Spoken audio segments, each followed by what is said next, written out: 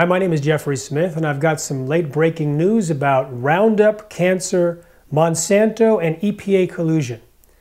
This comes to you because a lawsuit representing thousands of people with non-Hodgkin's lymphoma are suing Monsanto because these people used Roundup and Monsanto did not disclose the link between Roundup and cancer, specifically the active ingredient glyphosate, which was determined by the International Agency for Research on Cancer of the World Health Organization to be a probable human carcinogen. This determination was in March 2015. From the articles that were released in Monsanto's secret documents, including texts and emails, we can see a story of corruption that's so deep and so vast that it finally verifies with several smoking guns what those of us have been talking about for years, happening all over the world. I've traveled to 45 countries and seen this kind of corruption firsthand in many places. I'm going to be talking about all of this in a talk at Truth About Cancer, which is a live stream event.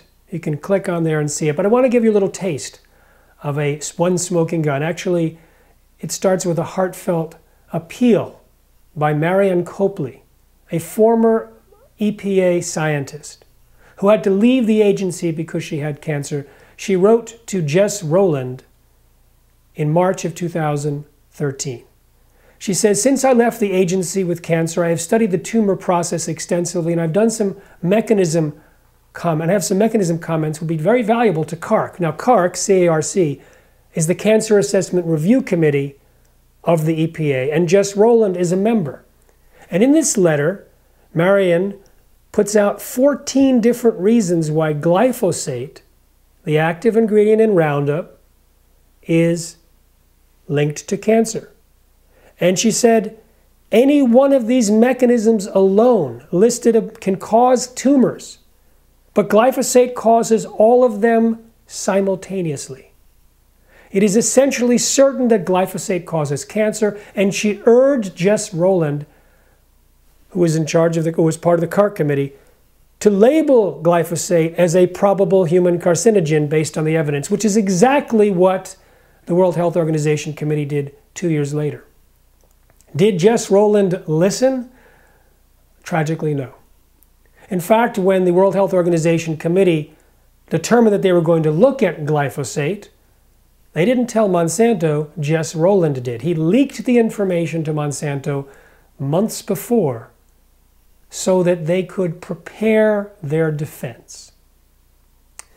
As part of the defense, they were desperate to have no other committee of the US government evaluate, especially a particular committee, part of Health and Human Services, and they said they were scared of a domestic IARC. IARC was the international agency that made the determination. They were scared that a domestic group would also determine that glyphosate was a probable human carcinogen. So they asked Jess to help kill the study by this other agency. And he and others at the EPA worked hard, and he even said, if I can kill this, I deserve a medal. Well, he killed it along with others. They never did the other evaluation of Roundup. It was left to the EPA. The EPA's CARC, the Cancer Assessment Review Committee, that was co-chaired by Jess Rowland. And what did they determine? Surprise, no link to cancer.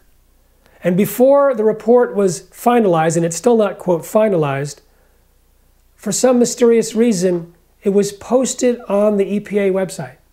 Monsanto quickly copied all of the pages. It was leaked to the press, and then it came down very quickly, and a few days later, Jess Rowland left the EPA. It was supposed to never be posted because it wasn't final. But Monsanto used that to argue in places around the world not to call glyphosate and its pesticide, its herbicide Roundup, a probable human carcinogen. So when Jess Rowland was able to leak the information to Monsanto, they created a classic Monsanto strategy, also revealed in the leaked documents made available from the lawsuit, with ghostwriting and paying off people and getting papers retracted and creating their own papers that had a foregone conclusion. It's all there in black and white. I'll be sharing some of that at the Truth About Cancer live stream, and I invite you to participate.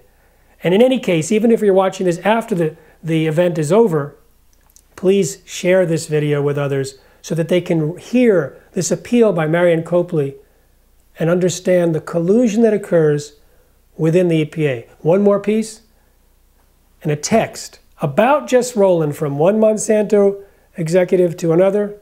They said, Jess is doing a nice job. Well, a nice job for Monsanto, but not for you and me. Safe eating.